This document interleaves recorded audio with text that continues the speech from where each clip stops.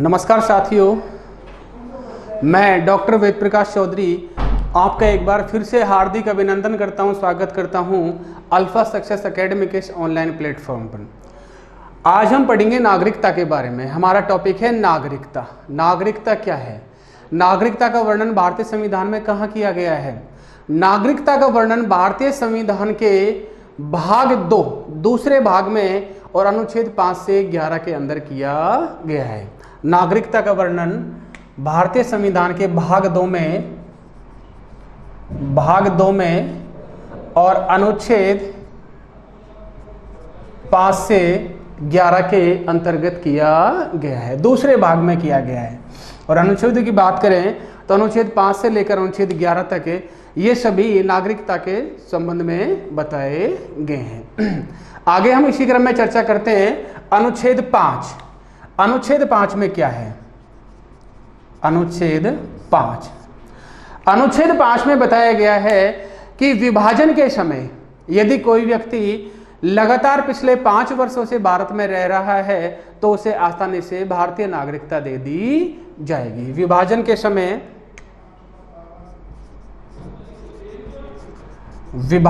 समय यदि कोई व्यक्ति पिछले 5 वर्ष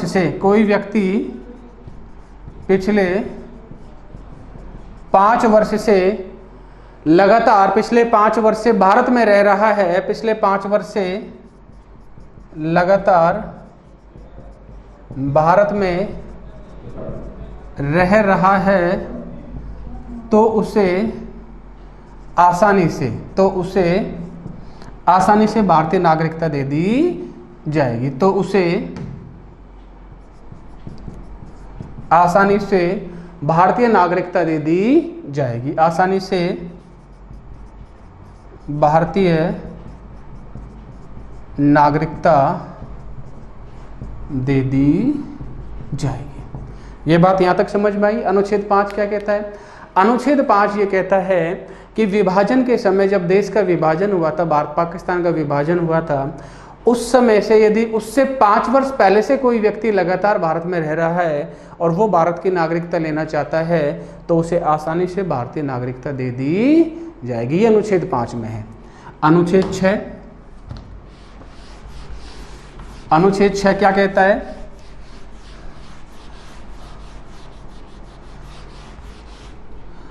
अनुच्छेद 6 ये बोलता है हिंदू शरणार्थियों के बारे में कि वो हिंदू शरणार्थी जो 19 जुलाई 1948 तक भारत में आ गए, उन्हें आसानी से भारतीय नागरिकता दे दी जाएगी। अनुच्छेद 6। अनुच्छेद 6। अनुच्छेद 6। अनुच्छेद 6 ये हिंदू शरणार्थियों के संबंध में है। हिंदू शरणार्थियों के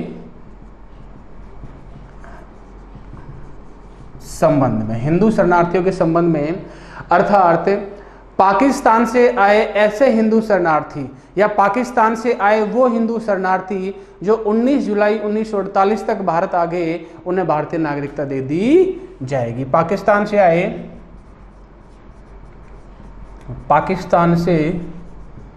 आए ऐसे हिंदू शरणार्थी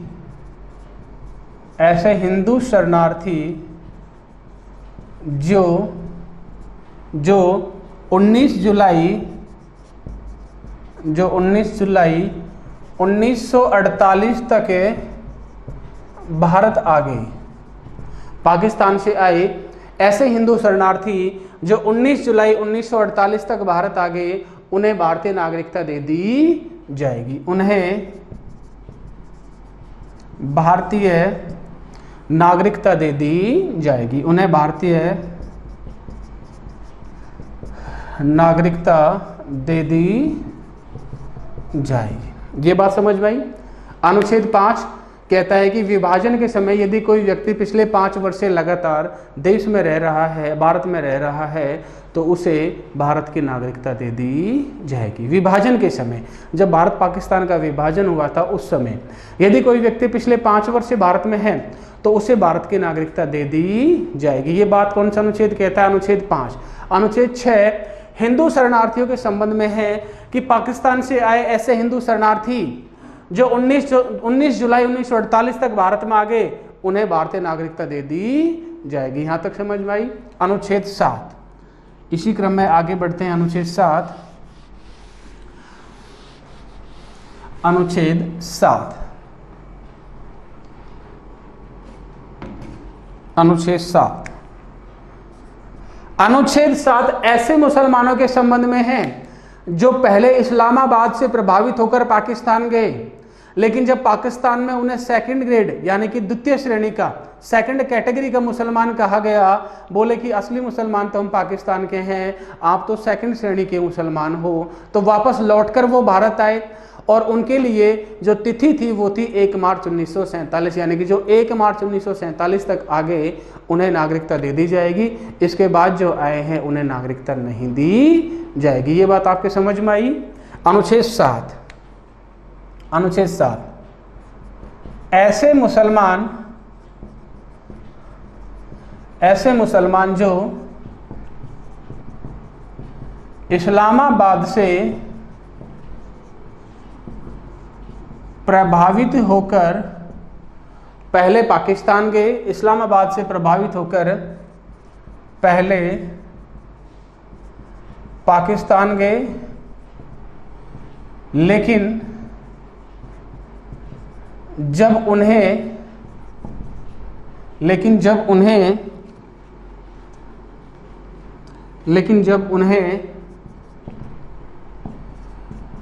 द्वितीय श्रेणी का मुसलमान कहा गया, लेकिन जब उन्हें द्वितीय श्रेणी का मुसलमान कहा गया तो वो वापस भारत आए। तो वापस लौटकर कहाँ आए? भारत आए। इनके लिए तिथि निर्धारित की गई थी। इनके लिए तिथि निर्धारित की 1 मार्च 1947। कौन सी थी? 1 मार्च 1947। यानी कि जो 1 मार्च 1947 तक भारत आ गए उन्हें भारत का नागरिक बना दिया जाएगा, बाकी को नहीं। अर्थात जो 1 मार्च 1947 तक 1 मार्च 1947 तक भारत आ गए, उन्हें भारतीय नागरिकता दे दी जाएगी। उन्हें भारतीय नागरिकता दे दी जाएगी। ये बात समझ में आई? यहां तक अनुच्छेद 7 क्या कहता है? अनुच्छेद 7 ऐसे मुसलमानों की बात करता है जो पहले इस्लामाबाद से प्रभावित होकर पाकिस्तान गए, उन्हें लगा कि पाकिस्तान में मान सम्मान का जीवन मिलेगा, लेकिन जैसे ही पाकिस्तान गए तो पाकिस्तान में उनके साथ दोहरे दर्जे का व्यवहार हुआ और उन्हें सेकंड कैटेगरी का मुसलमान कहा गया। वो लौटकर पुनः भारत आए। अब जो 1 मार्च 1947 तक भारत लौट आए उन्हें भारत की नागरिकता दे दी गई, और जो 1 मार्च 1947 के बाद आए थे भारत, उन्हें भारत की नागरिकता नहीं दी गई। तो ये तिथि निर्धारित कर दी, और वो तिथि कौन सी है? वो है 1 मार्च 1947। कि इससे पहले यदि पाकिस्तान से आए मुस्लिम उन 1 मार्च 1947 से पहले आते हैं तो उन्हें भारतीय नागरिकता दे दी जाएगी। अनुच्छेद 7। आगे बढ़ते हैं इसी क्रम में। अनुच्छेद 8।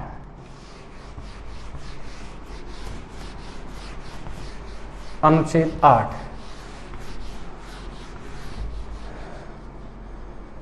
अनुच्छेद 8। अनुच्छेद 8 क्या कहता है? अनुच्छेद 8 कहता है यदि किसी विदेशी नागरिक के पूर्वज भारतीय नागरिक रहे, यदि किसी विदेशी नागरिक के पूर्वज पहले कभी भारतीय नागरिक थे तो उसे आसानी से भारतीय नागरिकता दे दी जाएगी। अनुच्छेद 8 यदि किसी विदेशी नागरिक के पूर्वज भारतीय नागरिक रहे, यदि किसी विदेशी नागरिक के पूर्वज भारतीय नागरिक थे तो उसे भी आसानी से भारतीय नागरिकता दे दी जाएगी, उसे भी आसानी से भारतीय नागरिकता दे दी जाएगी। यहाँ तक बात समझ में आई। अनुच्छेद 8 क्या कहता है?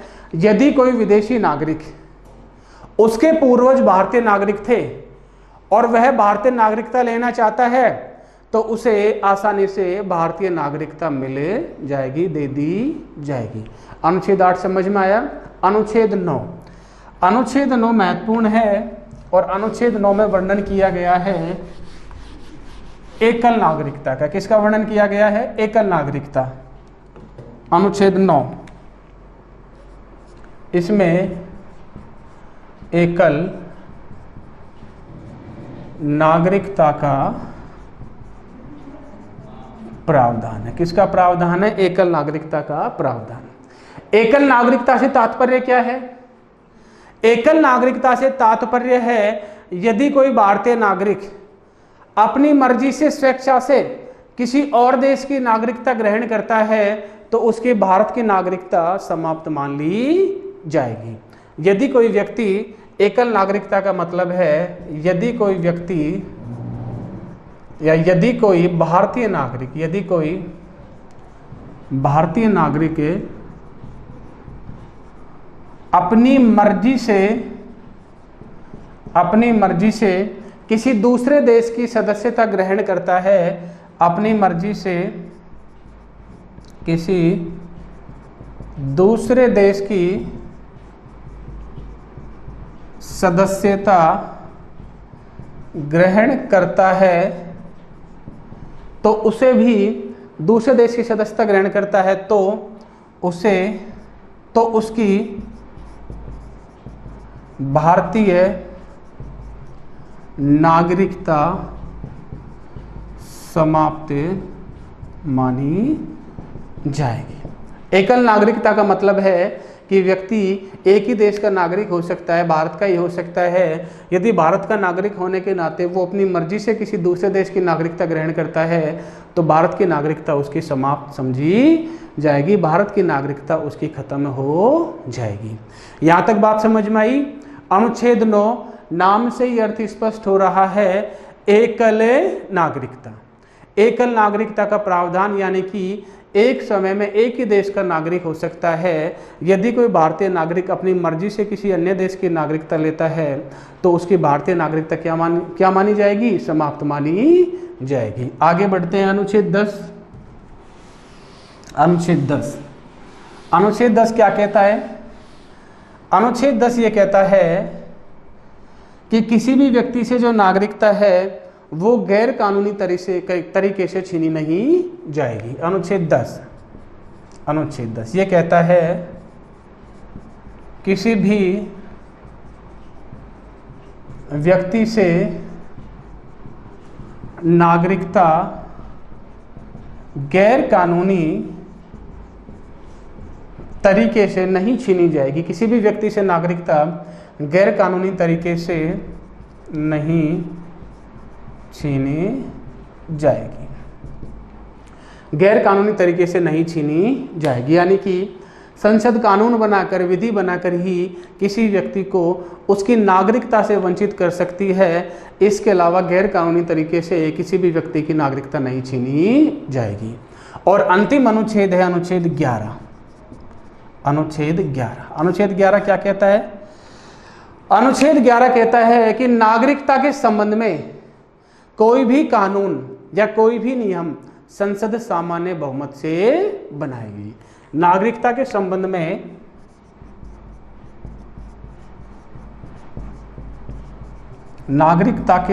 में कोई भी कानून संसद बनाएगी। कौन बनाएगी? संसद। कैसे बहुमत से? सामान्य बहुमत से। कोई भी कानून संसद सामान्य बहुमत से बनाएगी। यहाँ तक ये बात समझ में आई।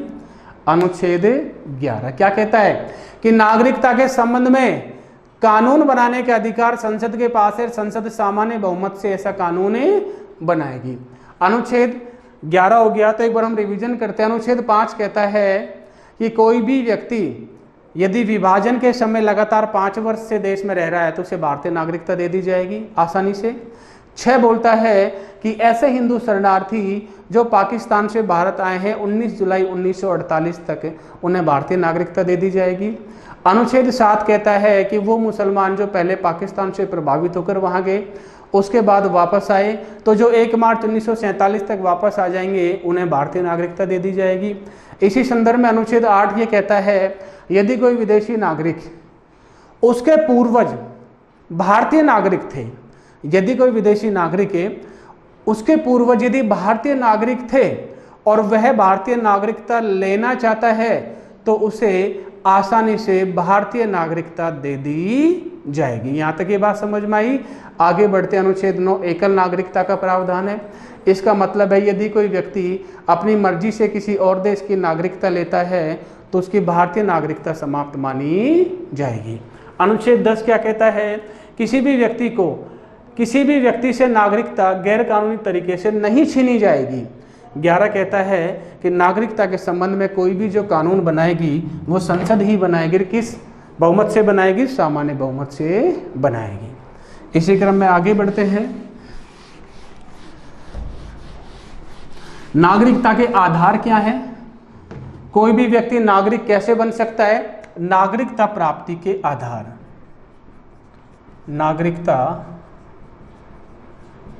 प्राप्ति के आधार क्या है? आधार पहला है जन्म द्वारा, पहला है जन्म द्वारा। इसका मतलब क्या है? इसका मतलब है यदि किसी व्यक्ति का जन्म भारत में हुआ हो या उसके किसी पूर्वज का जन्म भारत में हुआ हो तो उसे आसानी से भारतीय नागरिकता दे दी जाएगी। यदि किसी व्यक्ति का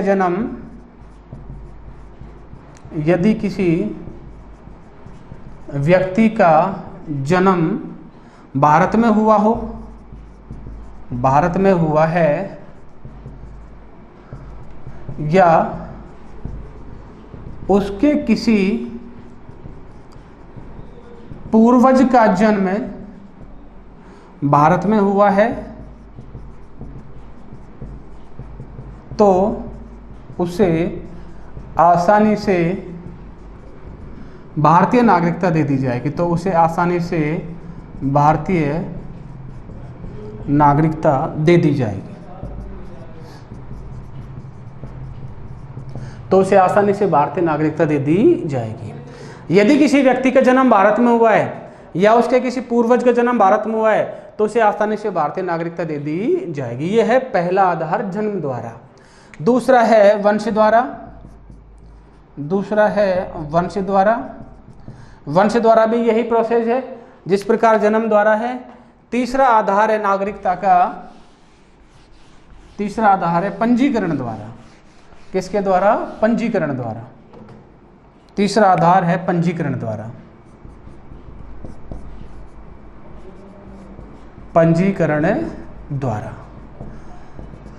पंजीकरण द्वारा नागरिकता सबसे कठिन रूप से दी जाती है, सबसे जटिल रूप से दी जाती है। यह नागरिकता प्राप्ति का सबसे जटिल आधार है। इसका मतलब है कि उसे 5 वर्ष का भारत में स्थायी निवास दिखाना होता है, लेकिन इस 5 वर्ष में कैदी के रूप में अवधि नहीं होनी चाहिए। पंजीकरण यह सबसे कठिन प्रक्रिया है। यह सबसे कठिन प्रक्रिया है। इसमें किसी भी व्यक्ति को भारत में 5 वर्ष का निवास दिखाना होता है। 5 वर्ष का निवास दिखाना होता है, लेकिन यह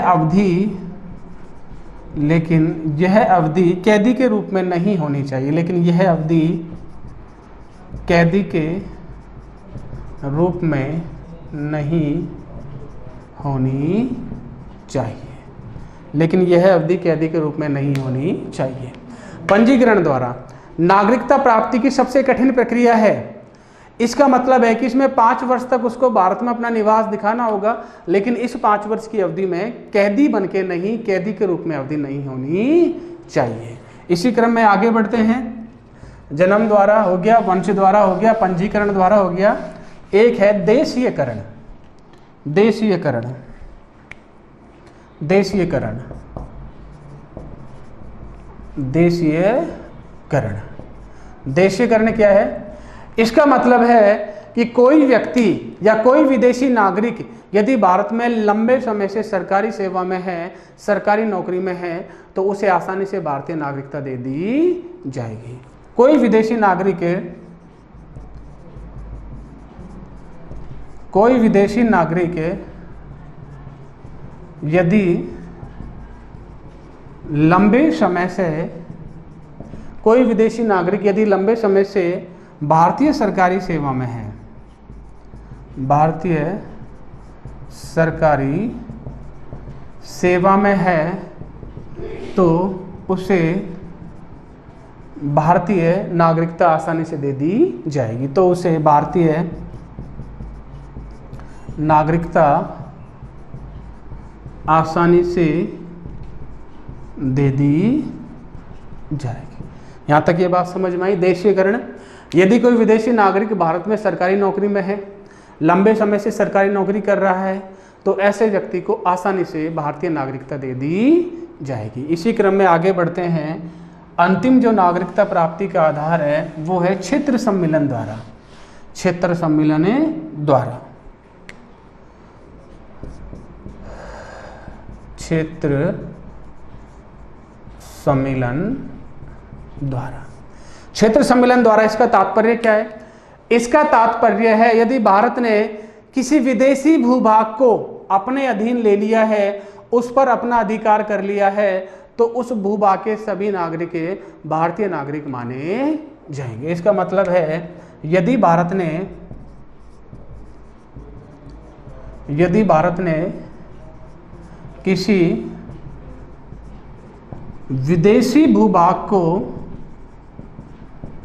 किसी विदेशी भूभाग को अपने अधीन ले लिया है, अपने अधीन ले लिया है, तो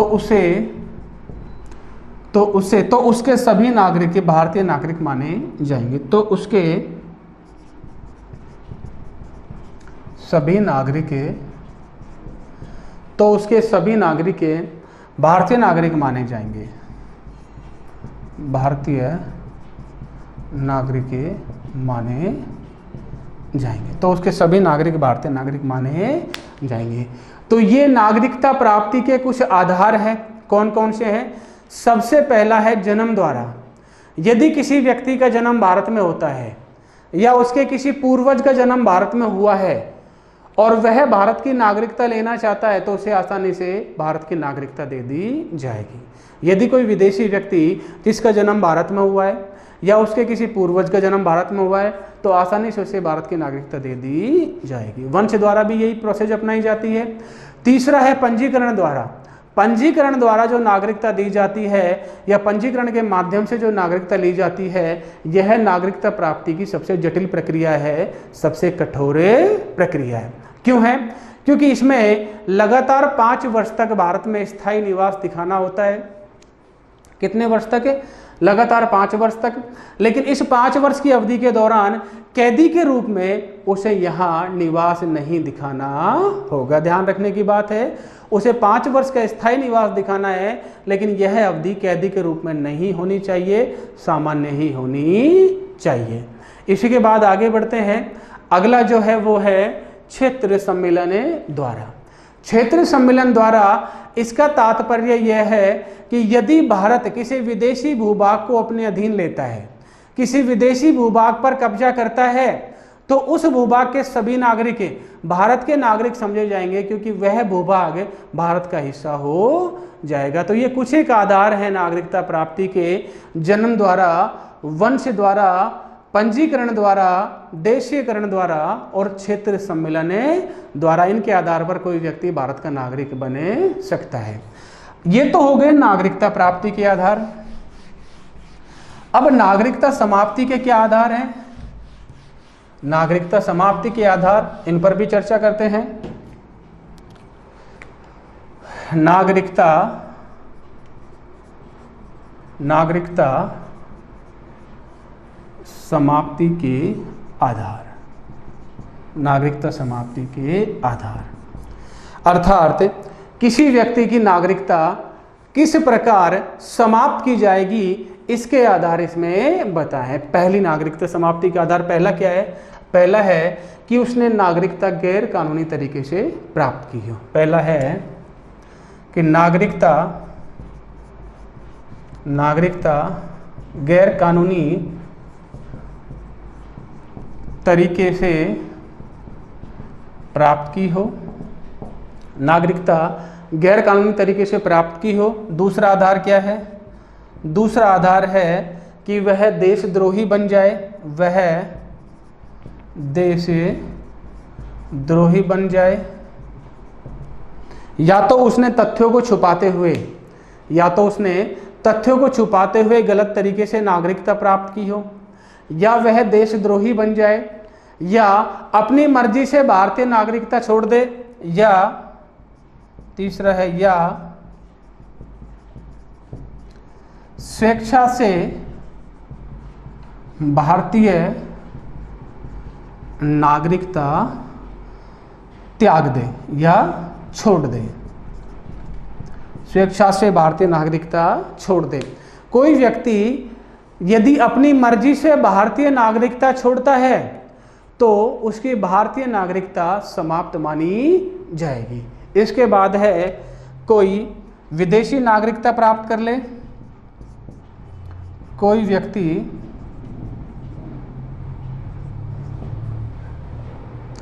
व्यक्ति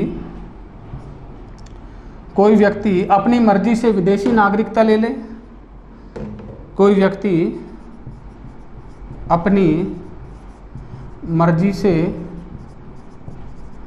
विदेशी नागरिकता ग्रहण कर ले, यानी कि यदि कोई व्यक्ति अपनी मर्जी से किसी दूसरे देश की नागरिकता लेता है, कोई व्यक्ति यदि अपनी मर्जी से किसी दूसरे देश की नागरिकता लेता है तो उसकी भारतीय नागरिकता समाप्त मानी जाएगी। ये बात अनुच्छेद 9 में है। अनुच्छेद 9 में एकल नागरिकता का प्रावधान है और बताया गया है कि कोई व्यक्ति यदि किसी और देश की नागरिकता अपनी मर्जी से लेता है तो उसकी भारतीय नागरिकता समाप्त मानी जाएगी। ये कुछ आधार हैं। उसने नागरिकता गैरकानूनी तरीके से प्राप्त की हो, वह देशद्रोही बन जाए, या स्वेच्छा से भारतीय नागरिकता छोड़ दे, या कोई व्यक्ति अपनी मर्जी से विदेशी नागरिकता ग्रहण कर ले, तो ये सभी उसकी नागरिकता को समाप्ति के आधार हैं। एक आधार और है नागरिकता समाप्ति का, वो क्या है उस पर हम चर्चा करते हैं। वो है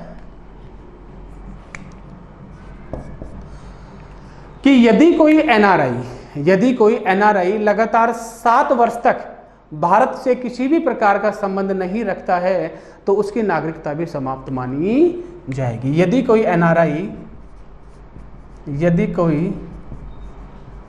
एनआरआई 7 वर्ष तक भारत से किसी भी प्रकार का संबंध नहीं रखता है, 7 वर्ष तक भारत से किसी भी प्रकार का संबंध नहीं रखता है तो उसकी भी भारतीय नागरिकता समाप्त कर दी जाएगी। तो उसकी भी भारतीय नागरिकता समाप्त कर दी जाएगी। ये बात समझ में आई? तो ये नागरिकता समाप्ति के आधार है। नागरिकता समाप्त कैसे की जाती है, कैसे की जाती है? पहली बात, या तो उसने गलत तरीके से नागरिकता ली हो तो उसकी नागरिकता समाप्त मानी जाएगी, या वह देशद्रोही बन जाए, या उसने अपनी मर्जी से किसी और देश की नागरिकता ग्रहण कर ली हो, या स्वेच्छा से वह नागरिकता छोड़ देता हो, और यदि कोई एनआरआई लगातार 7 वर्ष से भारत से किसी भी प्रकार का कोई संबंध नहीं रखता है तो उसकी भी भारतीय नागरिकता समाप्त कर दी जाएगी। तो साथियों, ये नागरिकता के संबंध में कुछ महत्वपूर्ण बातें हैं जिनका हमने अध्ययन किया। संक्षिप्त रूप से नागरिकता के बारे में हमने पढ़ा कि नागरिकता भारतीय संविधान के दूसरे भाग में है, भारतीय संविधान के भाग 2 में है और अनुच्छेद 5 से 11 दूसरे भाग में है और अनुच्छेद 5 से 11 तक इनका वर्णन किया गया है। ये नागरिकता के बारे में हमने सिंपल चर्चा यहाँ पर की है। नमस्कार।